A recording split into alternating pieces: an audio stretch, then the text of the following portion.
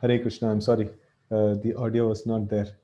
So, like, hope. No, now it is audible. Yes, Prabhuji, audible.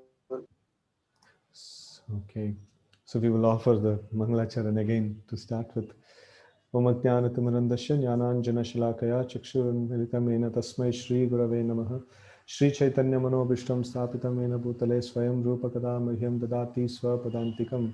Vandeham Shri Gurun Shri Utapadakamalam Shri Gurun Vaishnavamscha Shri Rupam Sagrajatam Sarvana Raghunathanvitam Tam Sajivam Sadvaitam Savadutam Parijana Sahitam Krishna Chaitanya Devam Shri Radha Krishna Padan Sarvana Lalita Shri Vishakanvitamscha. He Krishna Karuna Sindhu Dina Bandho Jagatpate Gopesha Gopika Kanta Radha Kanta Namostute Tapta Kanchana Gaurangi Radhe Vrindavaneshwari Vrishabhanu Sute Devi Pranamami Hari Priye Vancha Kalpatarubhyascha Kripa Sindhubhye Vacha Patitanam Pavanebhyo Vaishnavebhyo Namo Namaha. Jai Shri Krishna Chaitanya Prabhu Nityananda Shri Advaita Gadadara Srivasadi Gaura Bhakta Vrinda. Hare Krishna, Krishna Krishna, Hare Hare, Hare Rama, Rama Rama, Hare Hare. Okay, so I was just mentioning that this second canto ended with the different aspects of the creation, and then finally the Shaunakadi rishis. So they asked about they wanted to hear about the transcendental narrations of the Lord, and specifically about the Vidura and Maitreya's discussion. So they asked this question, and then Sutta Goswami told that similar topic was discussed between the Parikshit Maharaj and Sukadev Goswami. So that's how this third canto actually begins. So let's go with the first sloka. Shri Sukha Uvacha Evametat Pura Prashto Maitreyo Bhagavan Kila Shatra Vanam Pravishtena Tyaktva Swagraham Raddimat. Riddhimat. Okay. Translation. Sukadeva Goswami said, after renouncing his prosperous home and entering the forest, King Vidura, the great devotee, asked his questions of His Grace Maitreya Rishi. So he was, Vidura was in the exile. We all know that Vidura is the younger brother of Dhritarashtra and Pandu, and Vidura was also he was not born of the royal queens. He was born of maid servant. So that's why he's called as Dasi Putra. So and Vidura was insulted by Duryodhana. Vidura was kind of very good counsel. In the Pandava side, Yudhishthir Maharaj is a person who's completely in line with Dharma, and he knows what is Dharma and what is the right thing that is supposed to be done. And in the Kaurava side, Vidura was there. So he was, in fact, he was the incarnation of Yamaraj. Yamaraj personally. So then, he knows all the Dharma in and out. So he was giving good counsel on the side of Dhritarashtra and the Kauravas. But then, Duryodhana did not like this kind of advice. So he wanted to do some illegal things, but then Vidura would always give good advice and things like that. So then, Duryodhana insulted Vidura as calling him as Dasiputra. So that's a fact, but then it is not the way like one would address one's uncle. No, superiors cannot be addressed in this way. So then Vidura actually taking that as a chance, he renounces the kingdom and then he goes to the forest. So devotees of the Lord, they're always anxious to intensify their devotion. And when Vidura was forcibly sent out of the home, he was happy, in fact, that momentarily he felt bad that he wanted to help these people and things like that, but they are not taking his advice properly. But then immediately that that sorrow actually vanished, because he saw a new opportunity to advance in Krishna consciousness in that way. So he took that very seriously and he walked out of home and he went to the forest. So, and there he got the association of Maitreya Rishi, and next, a large portion of Bhagavatam in the middle, this one. So it is actually discussions between Maitreya and Vidura. So almost the whole of third canto is like, full between the discussions between these two great souls. So now the discussion is happening. If we see the whole list of discussions, the first, the outer layer of the discussion is happening between Shaunakadi Rishis and the Suta Goswami, and he's citing the version of Shukadev Goswami and Parikshit Maharaj, and Shukadev Goswami is citing what Vidura and Maitreya are discussing, and from here further more dialogues will come. So it's kind of nested dialogues that is actually going on, right? So anyway, so text 2. Yadva ayam mantra krutvo bhagavan akileshwarah pauravendra graham hitva praviveshatmasat. Translation. What else is there to say about the residential house of the Pandavas? Sri Krishna, the Lord of everything, acted as your minister. He used to enter that house as if it were his own, and he did not take care of Duryodhana's house. So this is like Sukadeva Goswami is speaking about the glory of the Pandavas here. Purport. According to the Gaudiya Achintya Bheda Bheda Tattva philosophy, anything which satisfies the senses of Supreme Lord Sri Krishna is also Sri Krishna.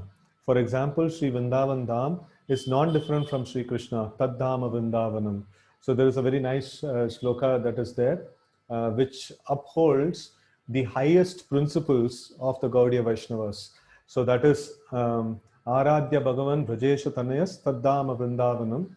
Ramya Kachit Upasana Brajavadu Vargenava Kalpita Srimad Bhagavatam Pramanamamalam Prema Pumarko Mahan Sri Chaitanya Mahaprabhur Matamidam Tatradarana Paraha.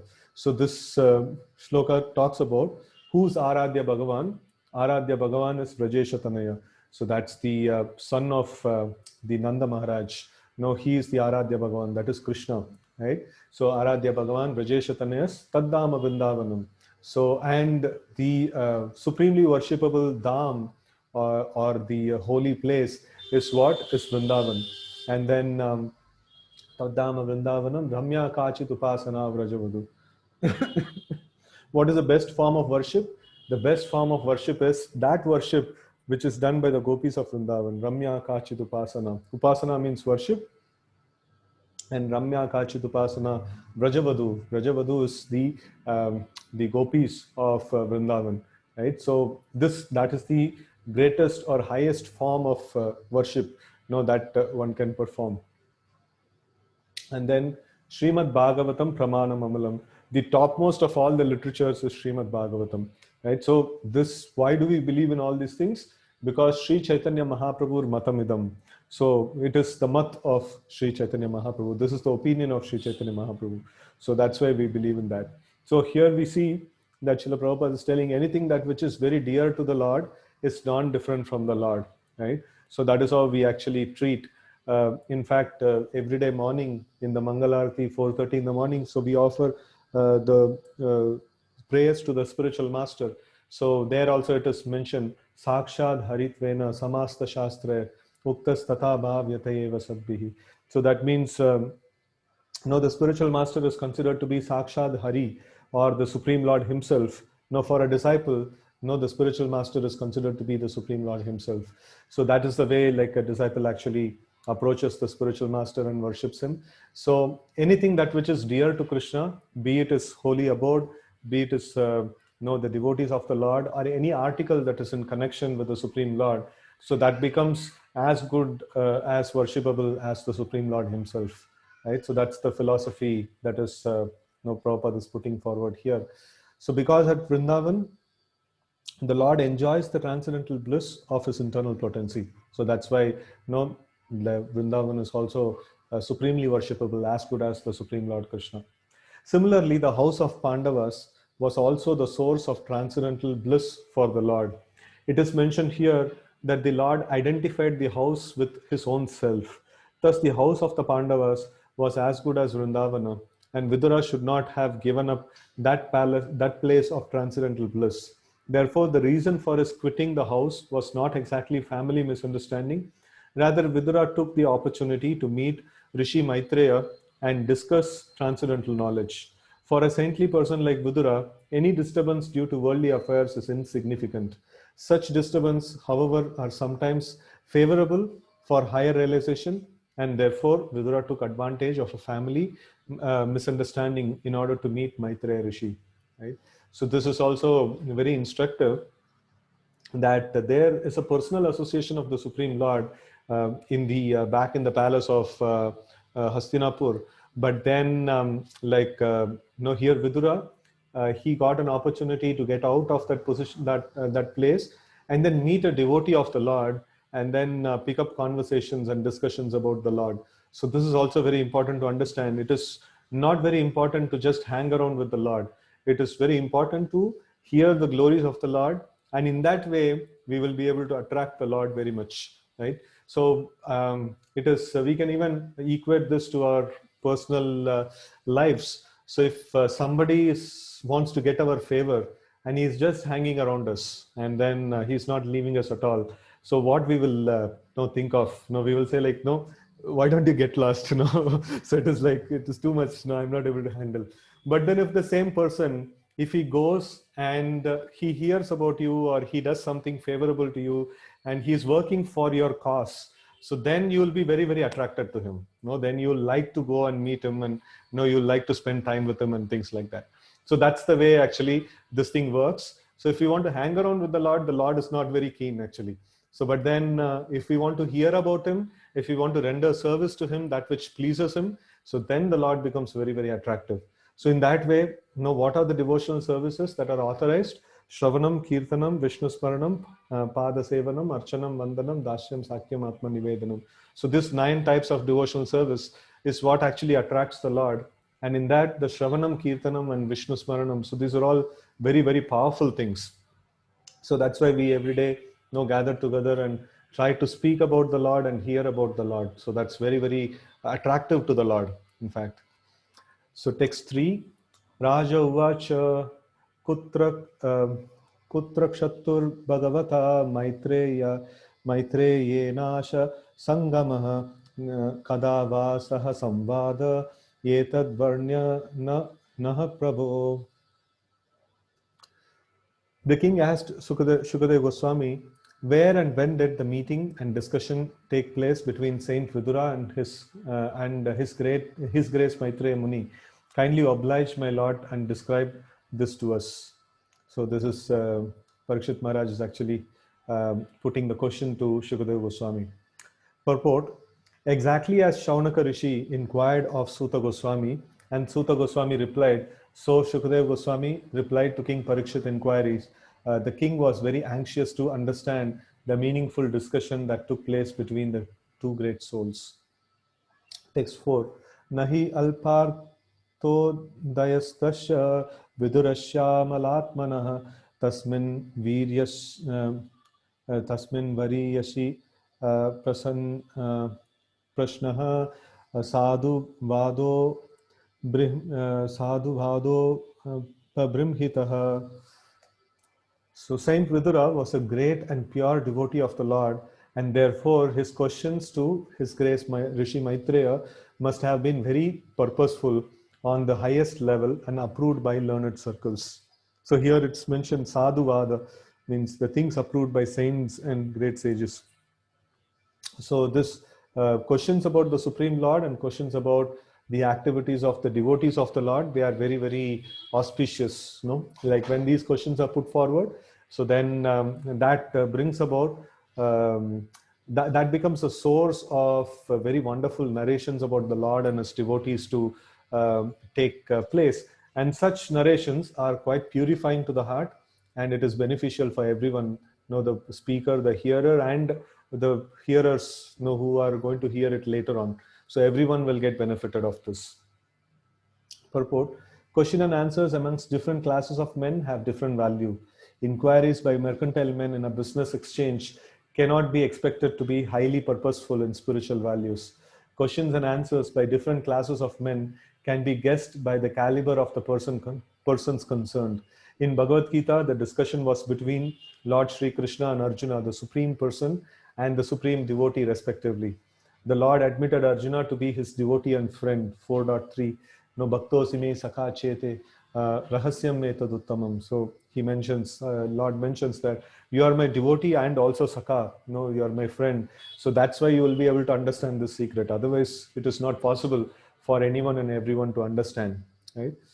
And therefore, any sane man can guess that the discussion was on the topic of Bhakti Yoga system. So it is like sometimes people say that the Bhagavad Gita has so many different yogas. Why are you only speaking about Bhakti Yoga, or why are you just promoting Bhakti Yoga? So we have to see the speaker and the hearer. So Krishna was the speaker, and then the hearer is Arjuna, who is a devotee of Krishna. Bhaktosimi Sakha Chete. So if both of them are like Bhagavan and the Bhakta, so naturally the discussion should be Bhakti Yoga. How can it be of any other yoga? So that's not possible, right? So that's the that's the misunderstanding of the people. Prabhupada is just mentioning here that if businessmen are talking, they will talk about the business, obviously. So, and if two gold merchants are talking, they will definitely be talking about gold. And two stock exchange brokers are talking, they will definitely be talking about stock exchange.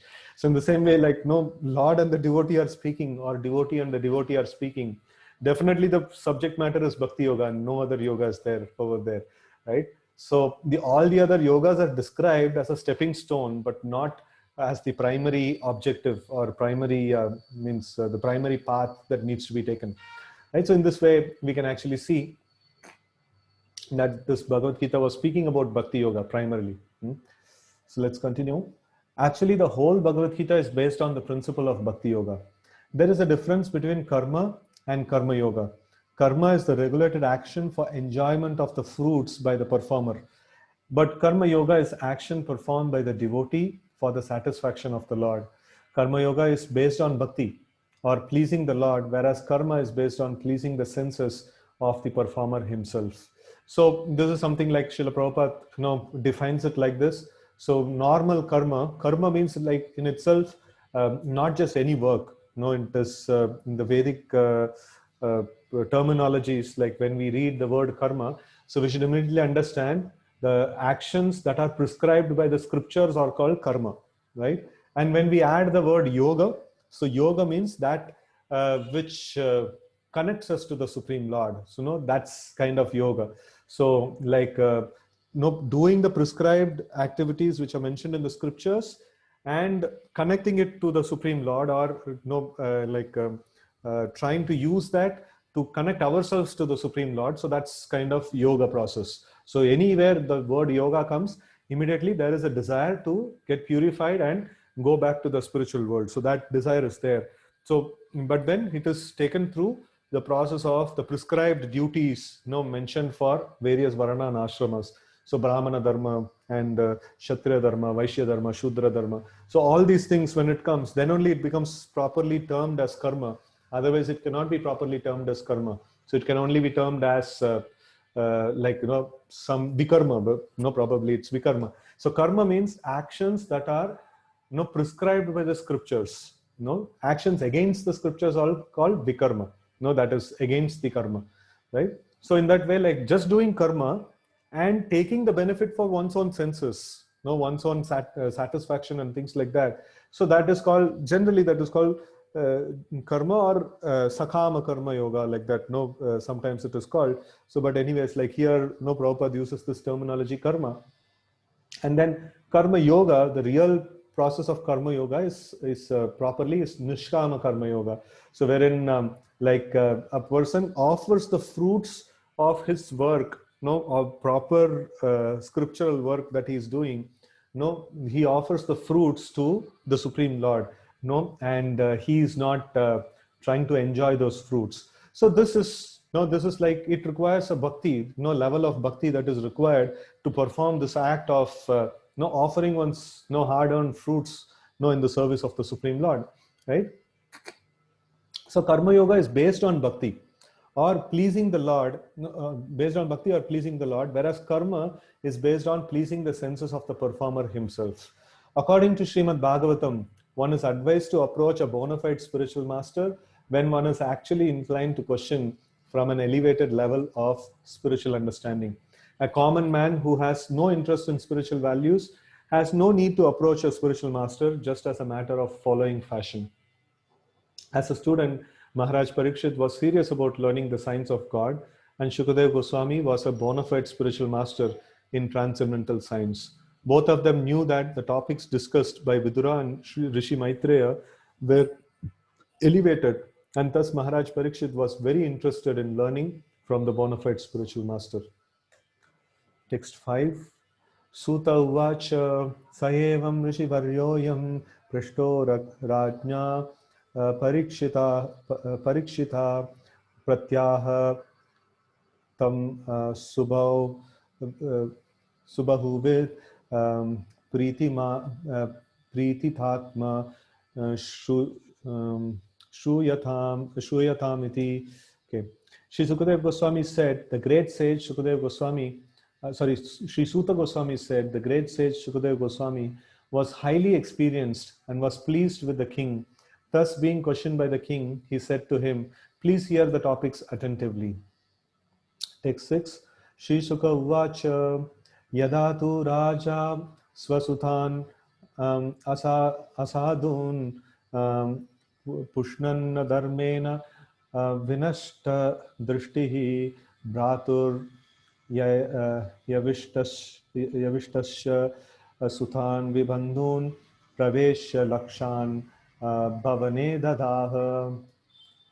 Sri Sukadev Goswami said, King Dhritarashtra became blind under the influence of impious desires to nourish his dishonest sons, and thus he set fire to the lacquer house to burn his fatherless nephews, the Pandavas.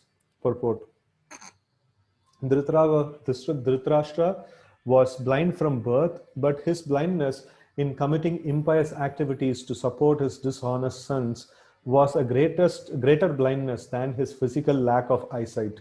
The physical lack of sight does not bar one from spiritual progress, but when one is blind spiritually, even though physically fit, that blindness is dangerously detrimental to the progressive path of human life. So here we get to know there is two kinds of blindness.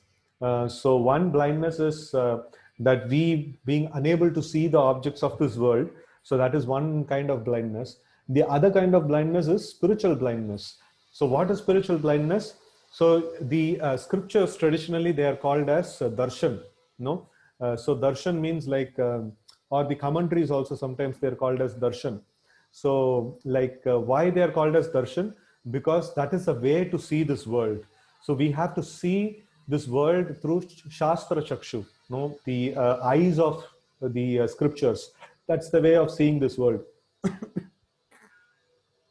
So no, we cannot just whatever we see in this world, like a small child may see the sun to be a small ball kind of a thing, or moon to be a small ball kind of a thing. But it's due to less intelligence. No, it is not able to see the moon as it is. So the moon is very, very big. So what is separating that understanding from the child? It is lack of knowledge. The knowledge is not there. So then we have to see this world. We have to see with the eyes of knowledge. So then what is the knowledge that we can take shelter of? So the science is also knowledge. No, we can see through the eyes of science, but then it cannot be always right.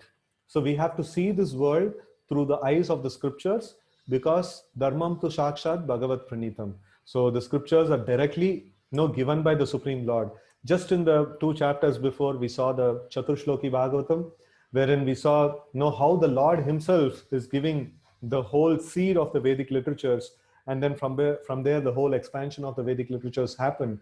And then further, Lord comes as Lord Sri Krishna, and then he gives the message of Bhagavad Gita, and so many other incarnations we will see. And in every one of them, the Lord is speaking, and the devotees who have a personal realization of the Lord, so they are speaking. And this is the way in which we can actually see the world. This is the proper way to see the world. So we have to see the world through the eyes of scriptures.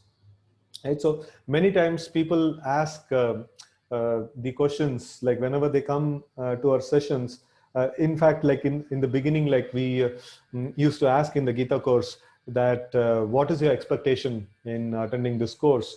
So sometimes people may say that yes, like we want peace, we want happiness in this world and things like that. So some people say like no, we want to understand Bhagavad Gita, we want to learn the slokas and all. So that's okay. When people say like we want happiness and things like that in this world, then we generally say, see, this is Dukkalayam and we cannot expect happiness in this place. No, that's out of question.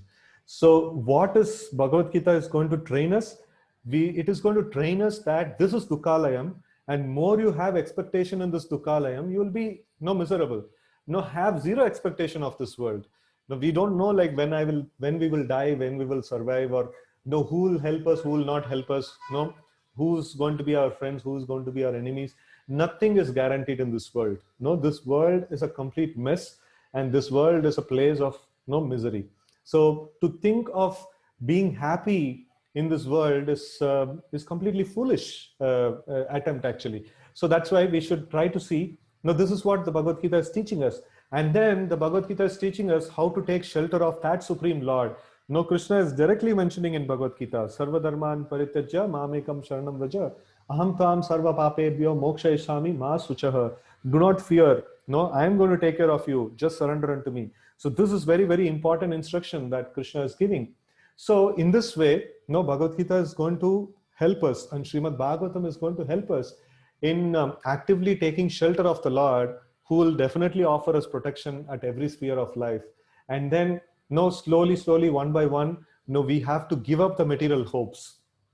This material world, we have been cheated lifetime after lifetime, putting like our faith on different entities of this material world, be it some people in the material world, or be it the wealth in the material world, or be it the name and fame and the status that we have earned in this material world. So none of these things will help us forever. They can offer us some kind of a happiness for some time. They can offer us some kind of security for some time, but they cannot offer us all happiness and all security all the time. That's not possible. That's only possible by taking shelter of the Supreme Lord, right? So that's why it is very important that we have to be spiritually visible, spiritually not blind. I would say here Dhritarashtra's this one is mentioned that he is materially also blind and spiritually also blind. He could have, the physical blindness is a problem, but then he could have heard the Vedic scriptures and he could have molded his life accordingly. And he had the good opportunity of having Vidura as his younger brother, and he was always giving him very, very good counsel. And he had all good opportunity to listen to the best advice in the whole world. But then he chose to remain spiritually blind. He didn't want to follow Vidura's advice. Rather, Vidura was insulted and thrown out of home. Right. So that's the like a miserable condition. So even in this world, we try to give the spiritual knowledge to many people, but many don't accept. Many don't accept because we also we cannot. What's that? One of the important thing is a preacher or a devotee of the Lord should never get upset by this thing. He should always be enthusiastic. Somebody will listen to the message of Krishna, and that fortunate person is very great. And we should just look forward to such persons. And Krishna also mentions, he gives hope to us, that saying that Bahunam Janmanam Ante Jnanamam Mam Prapadyate Vasudevam Sarvamiti Sa Mahatma Sudurlabha. So he says that even for jnanis, who are very advanced in knowledge, who knows what is spirit and what is matter, he can clearly differentiate between the spiritual and material things. Even for such a person, to take shelter of the Lord completely, it takes bahunam janmanam ante. After many, many lifetimes, this thing happens, right? So, and then Krishna also mentions manushyanam sahasreshu kashchit yatati siddhaye. He says that out of thousands of men, one may actually understand this philosophy and this whole aspect of surrendering unto the Supreme Lord. It is not everybody's this one. It requires a lot of punya to even hear about the Supreme Lord. It is not that easy. Krishna also mentions in Bhagavad Gita that Esham hi antagatam papam jananam punya karmanam te dvandva moha nirmukta bhajante mam dridavritah. So he says that when a person's papa is almost completely destroyed, No, that is when he'll get some taste in hearing about these things. It is not possible otherwise just to hear about the Supreme Lord just like that, right? So either we have done something or some devotees have prayed for us. Something has happened in our life that we are able to hear about the Supreme Lord. That's the greatest treasure actually, right? So here Dhritarashtra, he had the good opportunity, but then he chose to remain blind. He didn't want to hear about the good advice that is given by Vidura. So Vidura like thought that, no, what's the point? Like, no, staying with him and no, this no, like useless guy. I'm telling so many things and he's not at all listening. So better, no, I quit the home and then I take care of my Krishna consciousness. So that's something that Vidura did there. So text 7, Yada Sabhayam Kurudeva Deva Keshabhi Marsham Suta Karma Grahyam Navarayam Ashanrapas Snushaya Swashrair Harantyaha Kuchakunkumani. The king did not forbid his son Dushashana's abominable action of grabbing the hair of Draupadi, the wife of the godly king Yudhishthira, even though her tears washed the red dust on her breast. Text 8. Yutetva adarmena jitasya sadaho satyavalambasya vanam gatasya nayachato dat samayena dayam tamojushano yad ajata shrota shatroho. Okay. Yudhishthira, who was born without any enemy, was unfairly defeated in gambling. But because he had taken the vow of truthfulness, he went off to the forest. When he came back in due course and begged the return of his rightful share of the kingdom, he was refused by Dhritarashtra, who was overwhelmed by illusion. Purport. Maharaj Yudhishthira was the rightful heir of his father's kingdom, but just to favor his own sons, headed by Duryodhana, Dhritarashtra, Maharaj Yudhishthira's uncle, adopted various unfair means to cheat his nephews of their rightful share of the kingdom. At last, the Pandavas demanded only 5 villages, one for each of the 5 brothers, but that was also refused by the usurpers. This incident led to the war of Kurukshetra. The battle of Kurukshetra, therefore, was induced by the Kurus and not the Pandavas. As Kshatriyas, the proper livelihood of the Pandavas was to rule and not to accept any other occupation. A Brahmana, Kshatriya or Vaishya will not accept employment for his livelihood under any circumstances. Right? So employment means Shudra. Now to work for somebody means Shudra. So in the Vedic times, it's a disgrace to actually work for somebody. Only Shudras would work for somebody.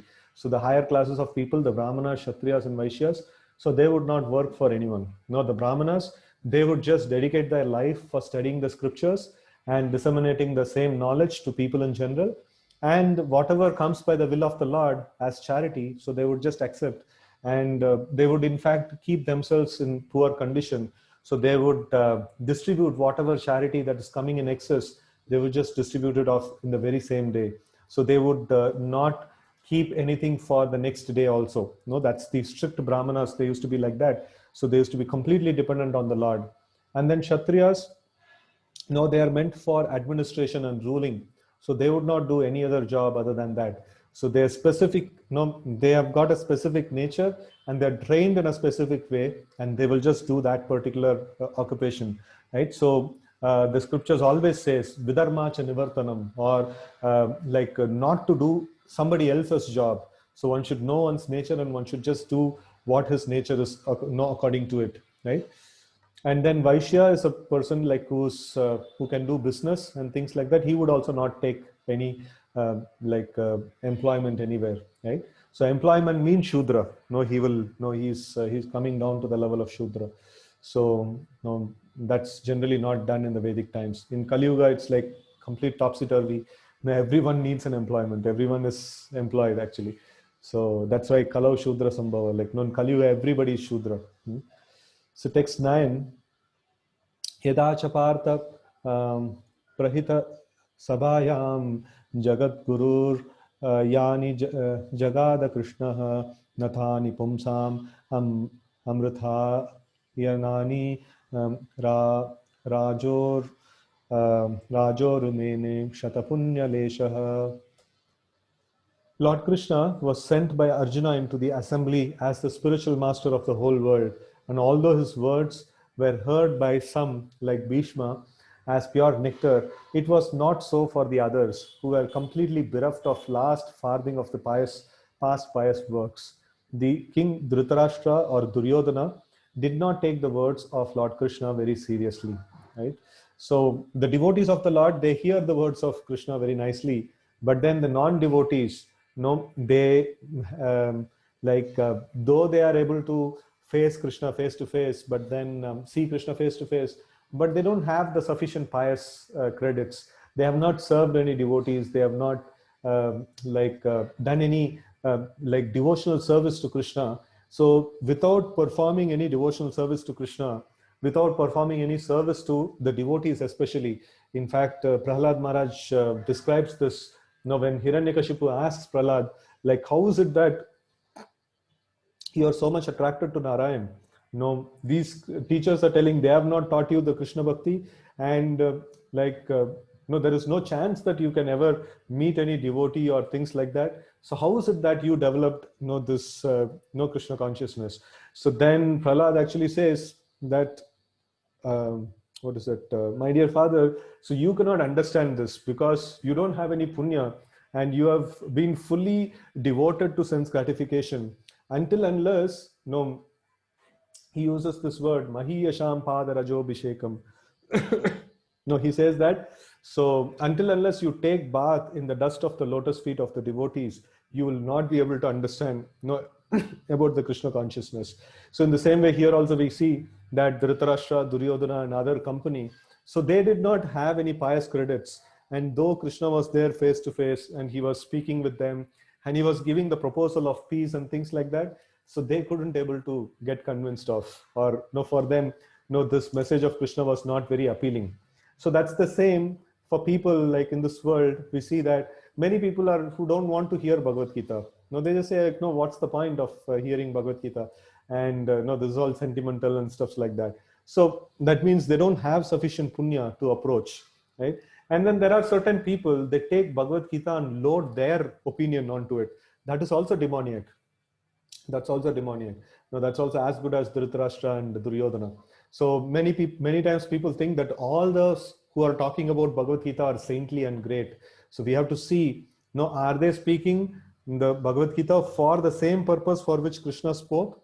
Or are they speaking, are they taking the advantage of Bhagavad Gita and loading their ideas into it? So if they are loading their personal ideas into it, then immediately they are demons, the lowest class demons. So they cannot be called as saints, though they may be in the attire of saints. So they cannot be called as saints.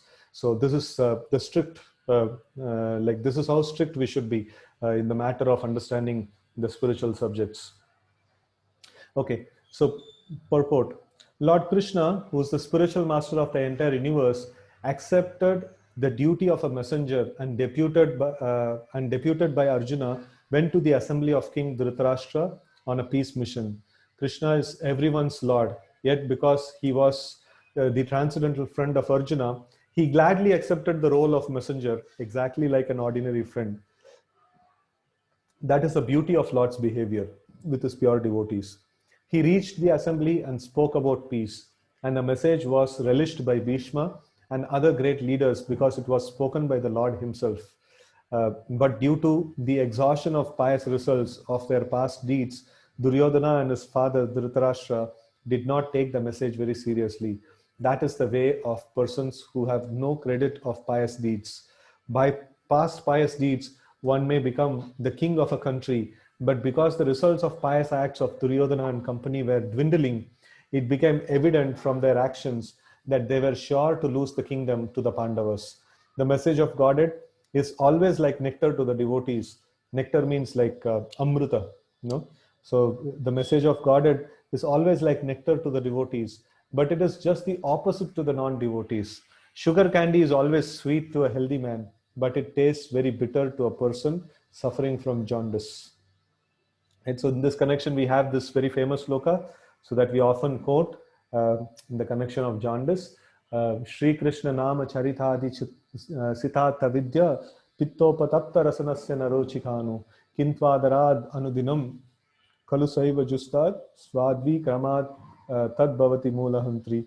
So this is Shri Krishna Nama Charitadi. So like wherever this word Adi comes, no, that means it is a big list is there. No, Shri Krishna Nama Charitadi, that means name and activities of the Lord, the pastimes of the Lord, the qualities of the Lord, the no, anything that is connected to the Lord, no, like the name of the Lord and is all the things that are connected to the Lord. So how is it that Shri Krishna Nama Charitadi Sitapta Vidya, no, the people who are afflicted by the disease of avidya or ignorance, no, for them it is like pitta upatapta rasanasya narochikhanu. So pitta upatapta, no, like the disease of pitta or heat is called jaundice. No, a person who is afflicted by the disease of pitta, no, pitta upatapta rasanasya narochikhanu. So they will not have any taste of sweet items, right? So pitta upatapta rasanasya narochikhanu kintvadarat, even though he doesn't get any taste, no, kintvadarat anudinam kalusaiva justad. So even though he doesn't get any taste, he should take them every single day. So what is the benefit of doing that? Kintvadarat anudinam kalusaiva justad swadvi kramad. Kramad means like dire dire, like no, gradually. Swadvi kramad tad bhavati mulahantri. This taste for the names of the Lord and the descriptions of the pastimes of the Lord, this will grow day by day, gradually, for a person who's regularly, applying himself to chanting the names of the Lord and hearing the pastimes of the Lord. And then this will, cut the disease right from the root. Mulahantri, Jad se ukadna, sometimes people say, like, just removing the whole disease from the root. That is what it can do. So that's the that's the example that is given in the scripture in terms of sugar candy and jaundice, and the same thing is compared with the holy name and the disease of ignorance, right? So now text 10. Yedopahuto bhavanam pravishto mantraya prashta kila purvajena atah tanmantra adrisham variyan yanmantrino vaidurikam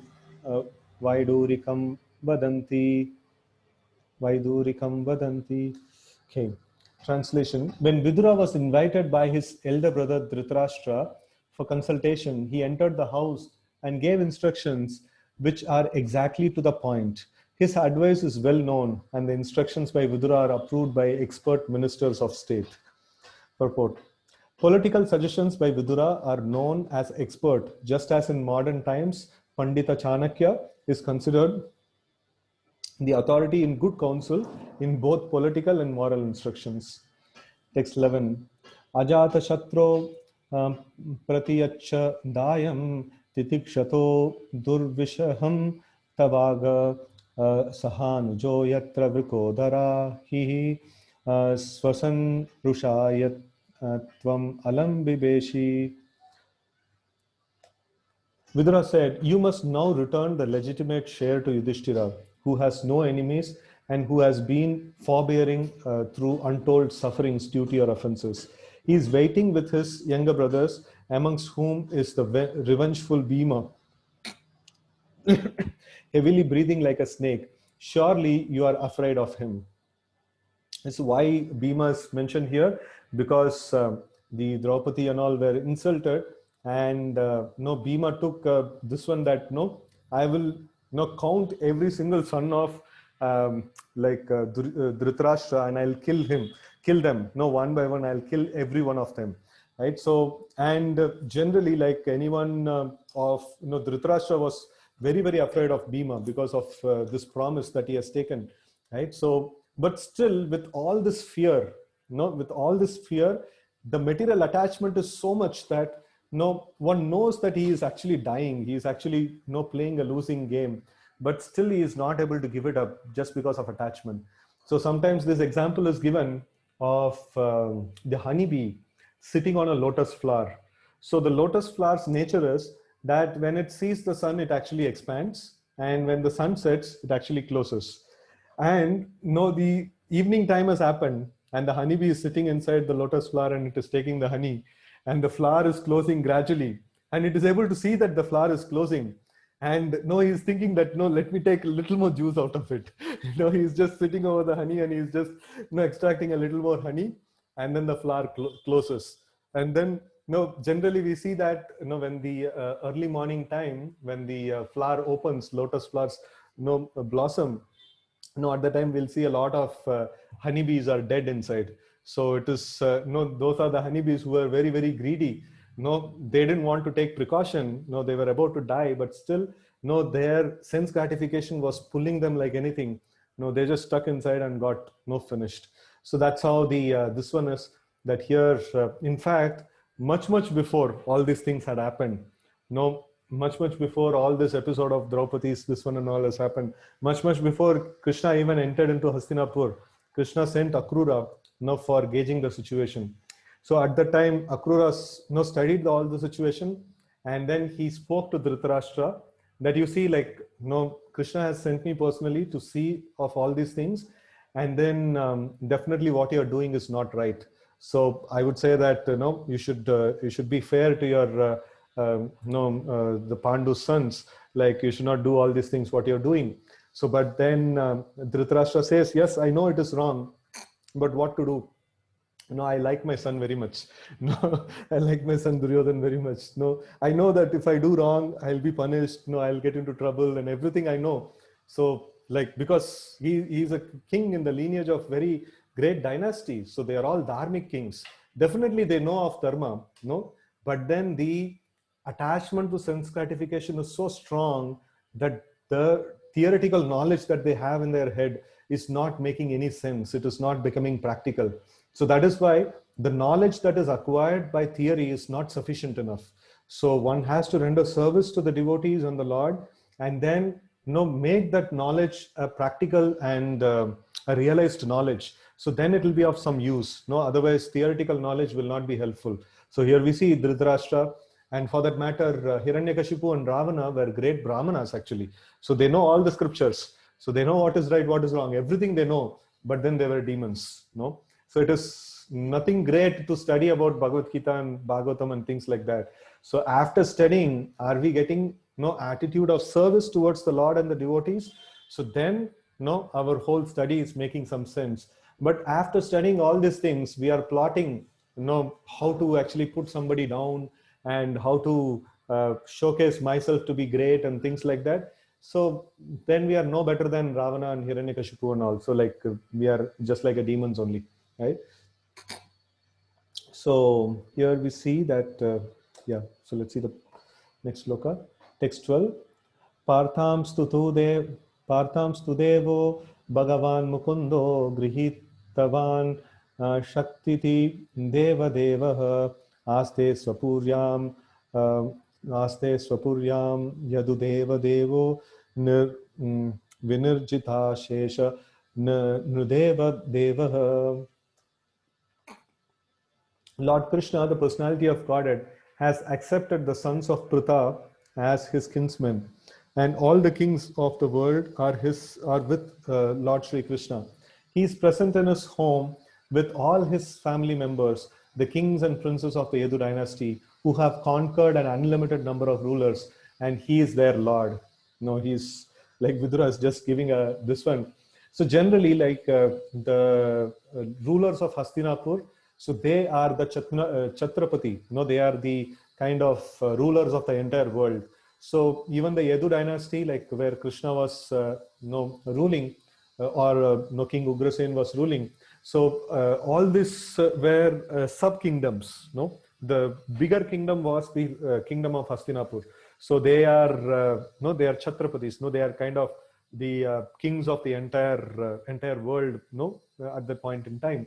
So such sometimes like this had also happened that like Samba, one of the son of Krishna, had kind of tried to kidnap the daughter of Duryodhan.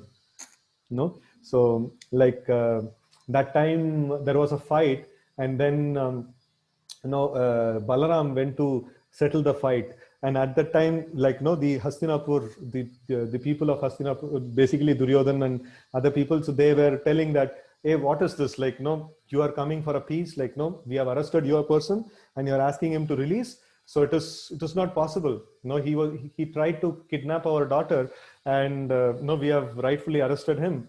And no, you should understand, like there, what is it? Balram came to actually propose a marriage between Samba and the girl that is Lakshmana, like who's the daughter of this one Duryodhan. And then Duryodhan says, like, no, how dare you can actually make such a comparison? So we are the great rulers, no, and you are like sub kingdoms. Like, how can we have any marriage relationship with you? Like, no, it is not proper actually. So then Balram gets angry, and then he puts them on place. So like, no, that is like, in one sense we see that the rulers of Hastinapur were greater in their position. But then here Vidura is telling, no, don't take these people lightly, no, the Pandavas lightly. So they have Krishna as their friend, and Krishna and Yadu dynasty, they have conquered many kings, many princes, right? So like, don't take them lightly. No, that's the advice that he is giving. Purport. Vidura gave Dhritarashtra very good counsel regarding political alliance with the sons of Pruta, the Pandavas. The first thing he said was that Lord Krishna was intimately related with them as their cousin. Because Lord Krishna is Supreme Personality of Godhead, he is worshipable by all Brahmanas and demigods who are the controllers of the universal affairs. Besides that, Lord Krishna and his family members, the royal order of Yadu dynasty, were the conquerors of all kings of the world. No, the Kshatriyas used to fight the kings of various dominions and kidnap their beautiful princess daughters after conquering their relatives. This system was laudable because Kshatriyas and the princes would be married only on the basis of chivalry of conquering Kshatriyas. All the young princes of the Yadu dynasty married the daughters of other kings in this way by chivalrous force, and thus they were conquerors of all the kings of the world. Vidura wanted to impress upon his elder brother that fighting with the Pandavas was fraught with many dangers because they were supported by Lord Krishna, who had conquered even in his childhood demons like Kamsa and Jarasandha, and demons like and demigods like Brahma and Indra. Therefore, all universal power was behind the Pandavas. Right? So we will stop here today's discussion. So it's very interesting story that is going on, and with that, a lot of wonderful instructions also we are getting, right? So let's continue this Bhagavatam every day, and let's take advantage of this. So I also want to mention about this particular aspect. So this right now, today is 17th of September. From today to 23rd is celebrated as the World Holy Name Week. And on this time, like if all of you can chant extra rounds, that is very nice. And also I have posted in the in the group the way in which we can actually take part in the World Holy Name Week. So if you can record one Hare Krishna mantra and then say that this is for the world peace and and things like that. So it will be very every mantra that is uttered, it's actually having spiritual effect on the whole creation.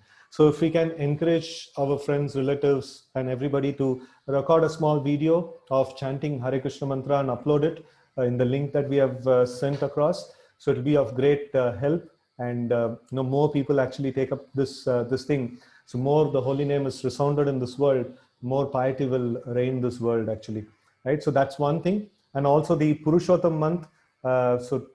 Today, like tomorrow onwards, for till 16th of October is Purushottam month, and I would request all devotees to take up some vratas, chanting some extra rounds, and like intensifying some devotional service. And we have posted like many different things like what we can do. And from tomorrow onwards, every day evening we will have 8:15 to 8:45 the 15th chapter of Bhagavad Gita chanting, and then the Chaurashtakam, So Lord Krishna being described as the uh, transcendental thief, he stole the butter, he stole the hearts of the devotees, and he also steals all the karmic reactions of of the living entities. So in this way, like many different descriptions of Lord Krishna's stealing, this one attributes are there in this bhajan. And this bhajan is specifically recommended to chant, to be sung in the month of Purushottam. And in the month of Purushottam is like very auspicious, very highly auspicious. Of course, our daily Bhagavatam will give its result. It's very auspicious. But then, if we can increase our devotional service in this month, it'll be very nice, right? So, thank you all very much for joining. Grantaraj Srimad Bhagavatam ki jai, Gaur Bhakta Vrinda ki jai, Srila Prabhupada ki jai. Hare Krishna.